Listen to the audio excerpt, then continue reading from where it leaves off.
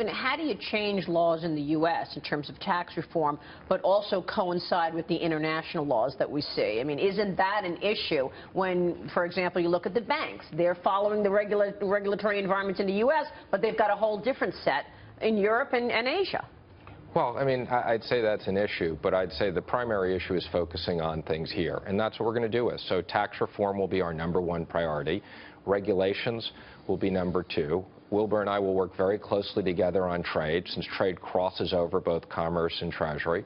We're going to look at a large infrastructure program and how we fund that, and look at many other aspects and things we need to get done. Yeah, let's talk about the infrastructure program, because that's where there is some debate in terms of the cost.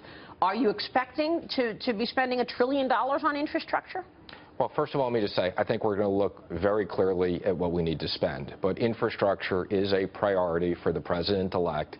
We need to make sure that the bridges and roads, that the power grids, that we have a 21st century infrastructure.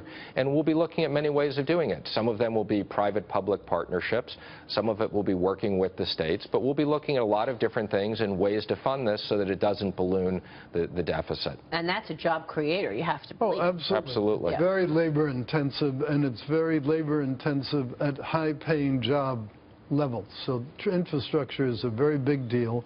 And as you know, we put forward one of the tools of private-public partnership involving some tax credits that would be self-financing, because the taxes on the wages of the people completing the infrastructure and the profits of the companies building it will more than offset the tax credits to investors. So that's one other tool. Whether it's infrastructure or the Keystone XL pipeline, right. Trump campaigned on this platform of bringing manufacturing jobs back to the United States. Your firm is credited with purchasing bankrupt companies, rehabilitating them. Right. Talk to us about that, because how do you formulate a policy that will, in fact, create those manufacturing jobs? Well, all you have to do is change the environment. If we have fair ground rules in terms of international trade, if we have proper economic incentives within the U.S. and don't have an overly taxed system, it's not going to be that hard. Think about it. Reducing the marginal tax rate from 35% to 15% means that you have now 85% carried down of pre-tax to post versus 65%. That's a 30% increase. So any given capital expenditure now will make a 30% higher rate of return post-tax than it would have. That's enormous. Second, the ability to write off the capital investment itself is very good from a cash flow point of view. So both from a reported earnings point of view and a cash flow point of view, investing here is infinitely more attractive than it would have been before. And you know what? Most businessmen can add and subtract pretty well.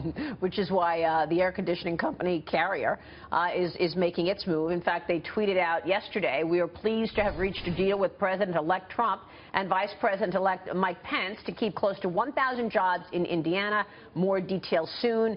Details on the agreement not available, but Carrier executives met with Trump yesterday to hash out a deal. What is the incentive other than these lower taxes, Stephen? Well, let me first comment, and again, the great thing about this administration is you have a president and a vice president-elect that are willing to listen to business.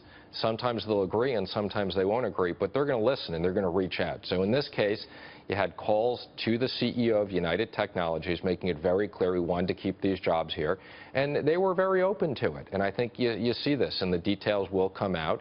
But this is just one of the many things. So we're glad they made our job easy, getting a quick win before we even got announced. Tell me about it. I mean, it's pretty extraordinary to see these companies getting in line even before the inauguration. Well, there's a big difference. This president is trying. Yes. Trying. That's a big difference. And the past 8 years, there was just an ideology that it just doesn't work, or what?